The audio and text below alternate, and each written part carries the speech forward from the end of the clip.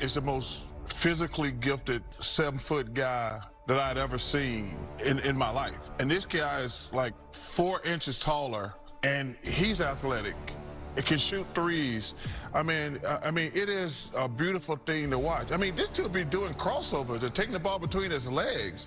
For a big guy to be able to do that, Ernie, like, it's like point guard skills. Like I say, we've seen big guys. We've never seen a big guy that big. How that athletic, it's unbelievable. But the problem with the Spurs, when they play against Kazine and the Joker, they're going to occupy Wemby. And then their team gets really, really small when he has to stay out of the paint. So that's the difference. But they got a really... There was a time when many people believed Charles Barkley was underrating Victor Wembanyama's potential. But after all the pre-NBA hype surrounding Wembanyama, people often forget how risky unrealistic expectations can become. Now, while everyone continues debating Wembanyama's skill and long-term ceiling, we're starting to see him take on bigger responsibilities for the Spurs in the playoffs. And it's beginning to look like Chuck may have had a point about Victor Wembanyama that not everyone wanted to hear. So let's break down what he actually meant.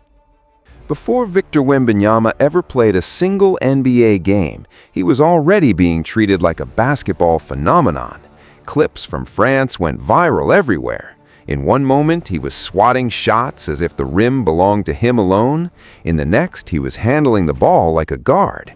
And before anyone could fully process that, he was already pulling up from deep and hitting step-back threes over defenders who looked completely helpless. At that point, people weren't just calling him a prospect anymore. They were describing him like the game itself had changed. If there was ever a hype wave bigger than LeBron's, many believed Wembanyama was right in that conversation. And during all of that excitement, Charles Barkley said, and I quote, "I want to see the kid play. I hope he's great because it's great for our job, but I can't sit here just because he's killing people in the Czech Republic and say he's going to come over here and dominate. I just don't believe it." The reaction to that comment really says a lot about modern basketball culture, because many people immediately assumed Barkley was doubting Wembanyama's talent. But in reality, Chuck wasn't dismissing his skill. If anything, he was speaking like someone who has seen enough NBA history to understand how quickly hype can spiral before reality even settles in, especially for a player with Wembanyama's unique frame. The league has seen towering prospects before, and while none have arrived with Wemby's level of skill, the concern has never been talent alone. It's been whether the body can hold up over time. That's why Barkley has always been cautious about rushing into the hype, even if it means going against popular opinion. And even today, he doesn't hesitate to critique parts of Wembanyama's game, especially when it comes to perimeter shooting. Well, first of all, Wemby shouldn't be taking 8 threes. That's too many threes for a 7'5" guy. He needs to go down in the post where they have to double him and use his height to his advantage. And every once in a while, that perspective even puts him on Shaq's side when the comparisons start coming up. Women shouldn't be taking 8 threes. That's too many threes for a 7'5" guy. You need to go down in the post where they have to double him and use his height to his advantage. Once in a while, we might even see Chuck taking Shaq's side when the comparisons begin. What about his first year was better than Shaq's first year? Wait, what? I'm letting it go. I'm letting it go. See, there you go, disrespecting Shaq again. I got your back, Big. But once again, Victor Wembanyama feels like a different kind of player entirely. At 7'4", most players his size would naturally appear heavy or restricted in movement. History has shown that many of the greatest giants in basketball carried themselves in a similar way. Shaquille O'Neal used sheer power to dominate opponents. Yao Ming controlled games with size, touch, and positioning. Kareem Abdul-Jabbar moved with a smooth, almost effortless elegance. Wembanyama, however, doesn't fit into any of those familiar categories. He moves like someone took the skill set of a wing player and stretched it into the frame of a skyscraper. There's a fluidity to his game that feels almost unnatural for his height. as if coordination and reach were perfectly engineered in the same body.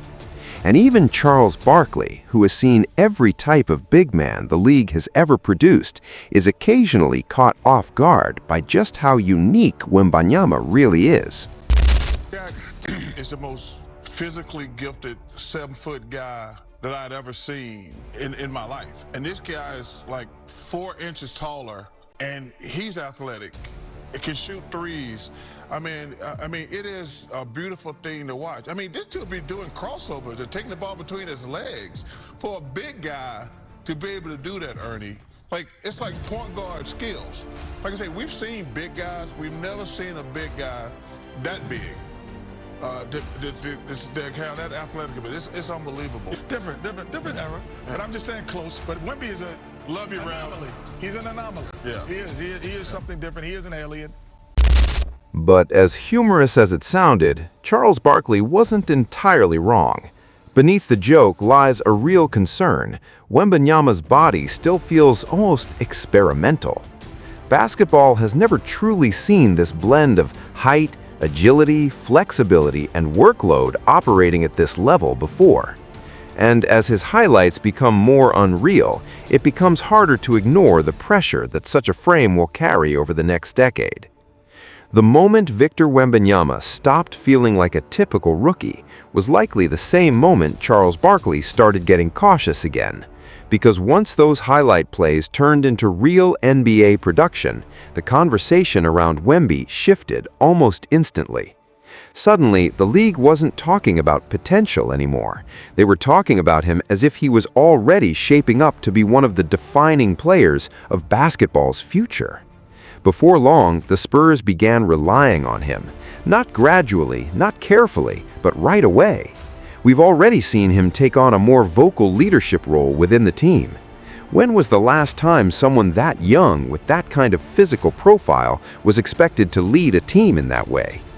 Now Wembanyama is being asked to play with the kind of intensity needed to carry the Spurs forward, which is exactly why Barkley's concerns never fully went away, even as his admiration for the kid kept growing.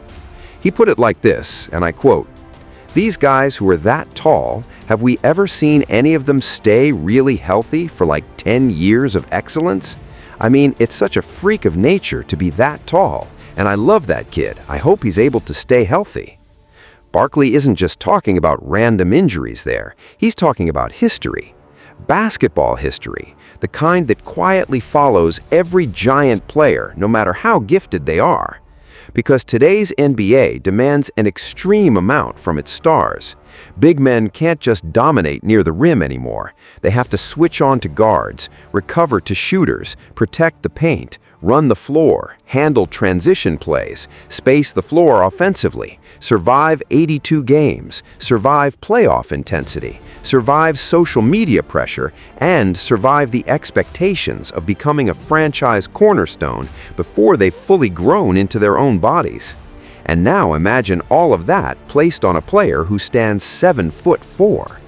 The concern isn't that Wembanyama will fail, it's that his body might struggle under this level of demand. From being the top rookie to becoming the face of the franchise to staying available for the Spurs and now stepping into a leadership role, the responsibilities keep stacking up, and there's more coming.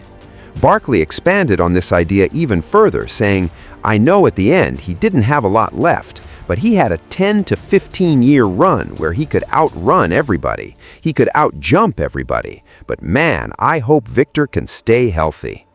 That kind of workload is exactly what makes people uneasy about Wemby's long-term durability, even if few are willing to say it out loud.